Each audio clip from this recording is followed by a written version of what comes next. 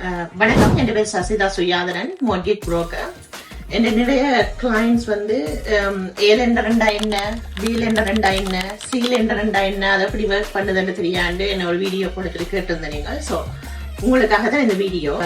இப்போ ஏ லெண்டர் சொல்லி சொன்னா என்னன்னா, லைக் அடிஷனல் பேங்க்ஸ், லைக் உங்களோட கிரெடிட்ஸ் நல்ல கிரெடிட்டா இருந்தா, அல்லது இப்போ ஃபார் அன் எக்ஸாம்பிள் நீங்க செல்ஃப் எம்ப்ளாய்டா இருந்தா எல்லாம் என்ஓஏ T1 அதுகளை வச்சுதான் நாங்கள் உங்களை மோர்கேஜுக்கு குவாலிஃபை பண்ணுவோம்.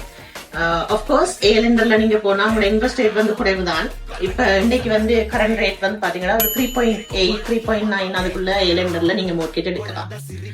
பி லெண்டர் யாருண்டா, இப்ப home trust, equitable, community trust, effort trust, அப்படி கிரெடிட் யூனியனோட இருக்கிற பேங்க்ஸ் அவங்களோட கிரிச்சுரியா வந்து பேங்கை விட கொஞ்சம் குறைவு. அதுக்காக இங்க ஒண்ணும் இல்லாம பில போகலாம்னு நினைக்காதீங்க. அப்படி இல்ல, பி லெண்டர் வந்து இன்கம் வந்து கொஞ்சம் குறைவா இருக்கும். ஏ லெண்டருக்கு நீங்க குவாலிஃபை பண்ண இருந்தா பில உங்களோட இன்கத்தை வச்சு குவாலிஃபை பண்ணக்கூடிய மாதிரி இருக்கும்.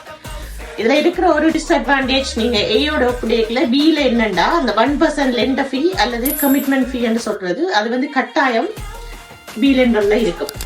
அவங்களோட இன்ட்ரெஸ்ட் ரேட் வந்து ஆல்வேஸ் வந்து ஏ லெண்டரை விட பி லெண்டருக்கு ஒரு 1% 1.1 அப்படி இன்ட்ரெஸ்ட் ரேட் வந்து கொஞ்சம் கூடவா இருக்கும்.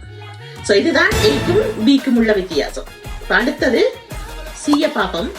சி லெண்டர்ன்றது பிரைவேட் லெண்டர். நீங்க தனியா இன்ட்ரெஸ்ட் மட்டும் பே பண்ணி மோர்கேஜ் வச்சிருப்பீங்க. இப்போ ஹாஸ்பர், ஜிங்கோ அப்படி நிறைய மிக் வழிய மோர்கேஜ் எடுக்கிறார்கள். அது உங்களோட கேபிட்டல் முதலாவது அந்த லோன் வந்து அப்படியே இருக்கும். நீங்கள் அதுக்கு இன்ட்ரெஸ்ட் மட்டும் தான் பே பண்ணி கொண்டிருப்பீங்க. அதை சொல்றது சி லெண்டர். உண்மையா ஒரு புரோக்கன் கிரெடிட்டா இருந்தா, உங்களுக்கு வேலை சரியான குறைவு, அதுக்கு குவாலிஃபை பண்ணி இல்லாம இருந்தா நீங்க சில வழியில சில போய் மோர்கேஜ் எடுக்கிறீங்க. லாஸ்ட் மினிட்ல லெட்ஸ் ஒரு பில்டப் பர்ச்சேஸ்ல வந்து நிற்பீங்க. கடைசி நேரத்துல உங்களுக்கு மோர்கேஜ் சரிவரையில கட்டாயம் க்ளோஸ் பண்ணணும்ன்றாக்கள் அந்த பிரைவேட்ல போய் க்ளோஸ் பண்றவே ஆஃப்கோர்ஸ் அது நல்லது இல்ல, உங்களை கில் பண்ணிடும். ஆனா ட்ரை முதலே நீங்க ஒரு பிளான் பண்ணி ஏல அல்லது பியிலையாவது மோர்கேஜ் எடுத்தீங்கன்னா நீங்க சர்வை பண்ணலாம்.